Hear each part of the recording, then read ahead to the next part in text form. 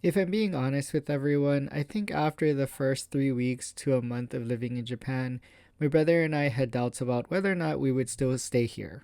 See, we had entered Japan at a really weird time. It was during the easing of restrictions for COVID, and there weren't a whole lot of people coming and going into the country because you could only enter for business travel and through the visa process. That meant we were isolated from our family and we didn't know anybody in the neighborhood because we were new. So it did feel like it was just we were by ourselves. And honestly, this feeling went on for a while, and it eased a little because we did get our car, which allowed us to explore the area around us a little bit better. So that gave us something to do. But being in Inaka area prior to getting our car, it was really difficult to rely solely on the train and walking.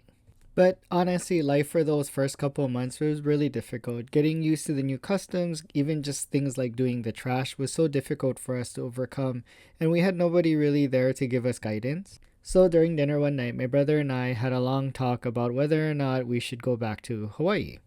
And after that talk, we decided that we had to give Japan at least a year because we had taken so much time and effort to get here, and it would be a waste for us to not give it the opportunity that it was deserved.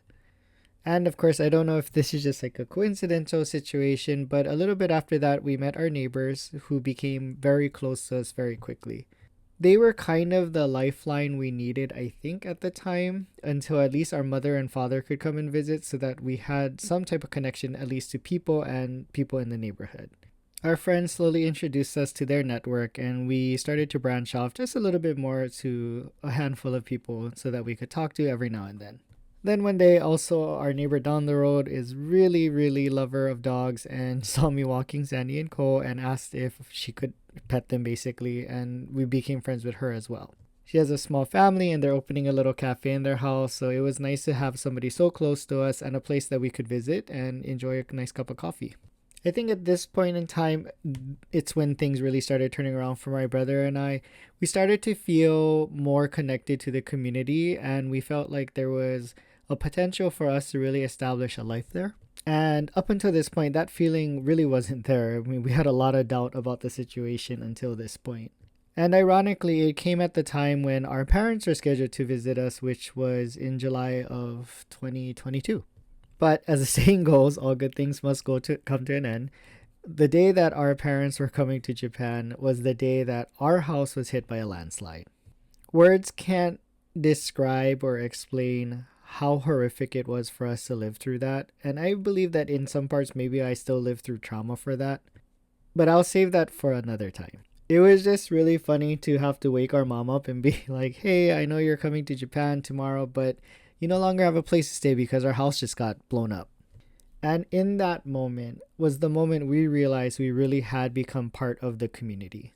Because as I was talking to our mom, telling her we had no place to stay and I didn't know what we were going to do, our friends gathered around us quickly and aggressively. Our first friends, our neighbors, they allowed us to stay in their outside house, which was super awesome. They gave us a place to stay, keep warm, change of clothes, food, everything we needed for us and our dogs. Then they also extended the hand and offered it to our parents, so our parents didn't have to worry about finding a hotel or something other accommodations in the area. I think it was within a matter of 2 days that our friends had created such a network so strong that my brother and I had more than enough supplies to last us almost a year. They even were able to find us a temporary home, which was crazy because it was so difficult originally to find a place. And even harder so because we did have dogs. This moment was the defining moment for my brother and I believe it's the moment that both of us really did fall in love with this place. It is rare in these days, in my opinion, to find a community, let alone people as individuals, who are willing to put their differences aside to make sure that you're okay as a person.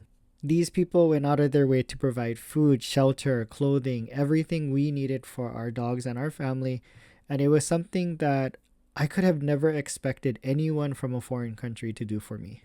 And while honestly Hawaii will always be my home and where I'm from, I truly feel that because of what we have gone through in Japan and the connections we had formed with the people in our communities that we're associated with, that Japan now is truly where our home is.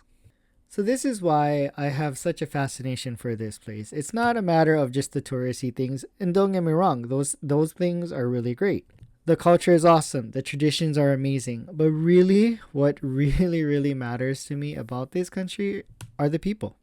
Our experience has shown me that there are truly good people in this world, and that as long as you're willing to give people a chance, hear them out and all that kind of stuff, that they might be there for you when you really need them.